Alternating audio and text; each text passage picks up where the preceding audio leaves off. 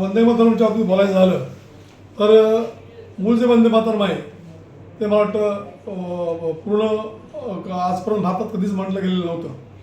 त्यावेळच्या काँग्रेस सरकारने ते जास्त वेळ म्हणू नये आणि त्याच्यातले काही जाणीवपूर्वक शेवटची जी 4 कडवी आहेत ती वगळलेली होती.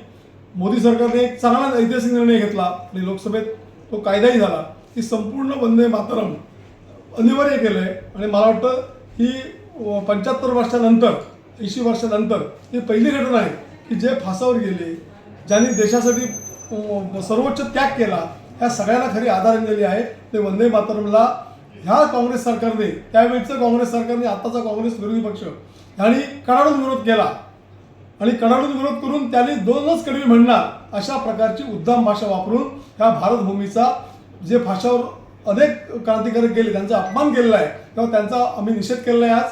आणि संपूर्ण वंदे मातरम हे अनिवार्य केल्याबद्दल केंद्र सरकारचं आम्ही जाहीर अभिनंदनाचा ठराव आज पंचायत समितीत केला आहे. त्याचप्रमाणे राज्य सरकारने राज्यगीत म्हणून जे अनिवार्य केले त्याबद्दल सुद्धा अत्यंत आनंदाची गोष्ट ही आहे.